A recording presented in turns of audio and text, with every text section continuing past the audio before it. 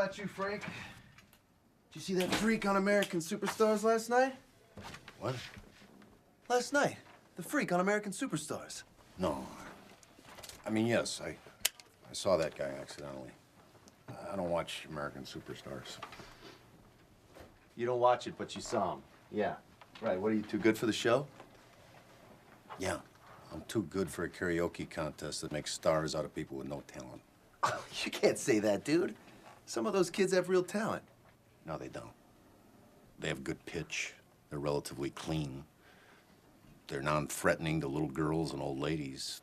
They have the ability to stand in line with a stadium full of other desperate and confused people. But I assure you, they are talent-free. Yeah, well, I bet 32 million people would disagree with you, bro. Because that's how many people called in to vote last year on the finale. I wish I was a super genius inventor and could come up with a way to make a telephone into an explosive device that was triggered by the American Superstars voting number. The battery could explode and leave a mark on the face so I could know who to avoid talking to before they even talked. And I could look and say, no, you're not going to be saying anything that's going to add any value to my life. Yeah, but it's funny. I mean, you gotta admit that. Stephen Clark, that's funny shit, Frank. It's not nice to laugh at someone who's not all there. It's the same type of freak show distraction that comes along every time a mighty empire starts collapsing. American Superstars is the new Coliseum. And I won't participate in watching a show where the weak are torn apart every week for our entertainment. I'm done, really. Everything is so cruel now.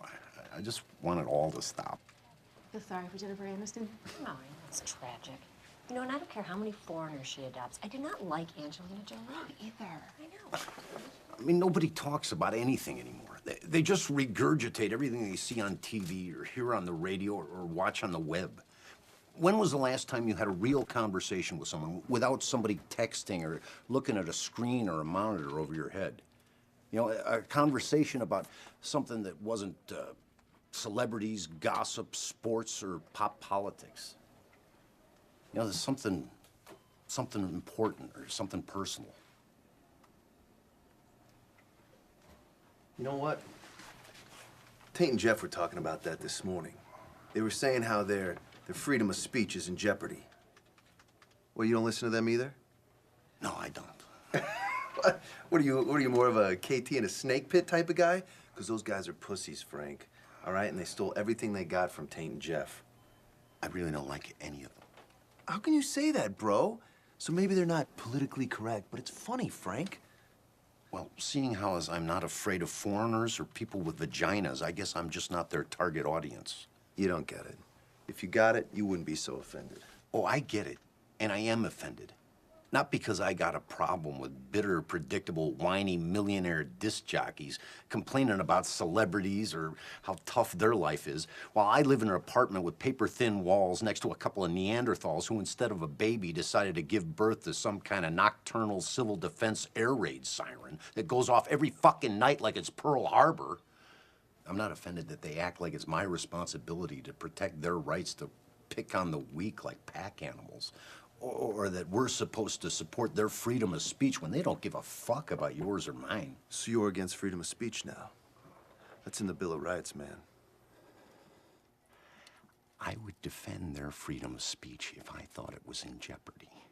I would defend their freedom of speech to tell uninspired, bigoted, blowjob, gay-bashing, racist, and rape jokes, all under the guise of being edgy. But that's not the edge. That's what sells. They couldn't possibly pander any harder or be more commercially mainstream, because this is the "oh no, you didn't say that" generation, where a shocking comment has more weight than the truth. No one has any shame anymore, and we're supposed to celebrate it. I saw a woman throw a used tampon at another woman last night on network television, a network that bills itself as today's woman's channel. Kids beat each other blind and post it on YouTube. I mean, do you remember when eating rats and maggots on Survivor was shocking? It all seems so quaint now. I'm sure the girls from Two Girls, One Cup are gonna have their own dating show on VH1 any day now. I mean, why have a civilization anymore if we no longer are interested in being civilized? Frank?